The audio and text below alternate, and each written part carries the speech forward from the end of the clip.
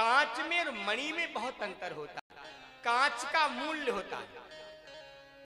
आप कांच लेने जाइए, उसका मूल्य होगा, और मणि अमूल्य होगी। बोले वो कैसे? एक व्यक्ति को घर बनाते समय 4 हीरे मिल गए। अब आप इसको ध्यान से सुने, जी आपके काम की कथा है। 4 हीरे मिले। अब वो जानता ही नहीं था ये हीरा है ना। अनजान के व्यक्ति को तो कांच के टुकड़े में और हीरे के टुकड़े में कोई अंतर ही नहीं लगेगा। बच्चा बोला, माँ लाओ ये कंचा है, इनसे हम खेल आते हैं। बच्चा 4 हीरे लेकर गैल में खेल रहा था। वहां से जौहरी निकला। उसने देखा ये बच्चा क्या कर रहा है। अरे ये तो हीरे हैं। बोले बेटा ये क्या है? बोले कंचा है। बोले एक हमें दे दो। बोले हम नहीं देंगे। बोले कुछ पैसे ले लो। अब पैसे से तो कोई भी रीत जाता है। बालक बोला कितने पैसे दोगे? बोले एक टुकड़े का 500 रुपया। 500 रुपया?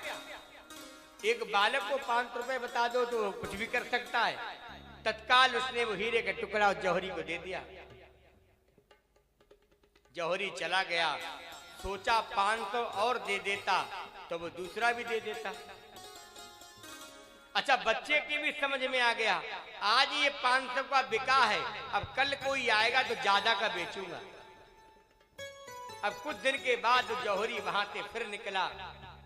उन्होंने कहा बेटा एक और बेचोगे? बोले बेचूंगा तो पैसा ज्यादा लूंगा। कितना? बोले आप ही बताओ। बोले आज 5000 देंगे। वो माता पिता बच्चा 500 रुपए लेकर जब गया तो उसने कहा बच्चे ने, मैं आज एक कांच बेच आया। माता पिता खुश हुए, कोई मूर्ख होगा 500 रुपए का कांच ले गया। जब 5000 लेकर आया तो माता पिता बोले कौन मूर्ख है जो कांच का टुकड़ा 5000 में ले गया। तीसरी बार एक नया जौहरी आया। उसने कहा ये 2 टुकड़े जो हैं ये क्या हैं? बोले बेटा एक बेचोगे? बोले बेचूंगा, पैसा ज्यादा लूंगा।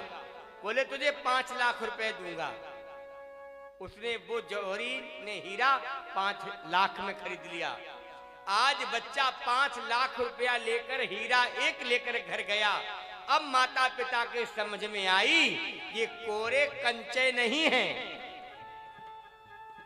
अब वो लेकर गया सुनार की दुकान पर, तो सुनार ने कहा ये एक टुकड़ा 5 करोड़ का है। अब तो दोनों दंपति बेहोश हो गए। क्यों? 5-5 करोड़ के 3 वो होते, आज हमारे पास 20 करोड़ रुपया होता। तो का वर्षा जब किसी सुखाने, और समय चूक पुण्य का पछताने। इसीलिए धर्म की यात्रा में हमें विवेक शून्य नहीं होना है। और विवेक कहां से पाओगे? बोले बिनु सती संग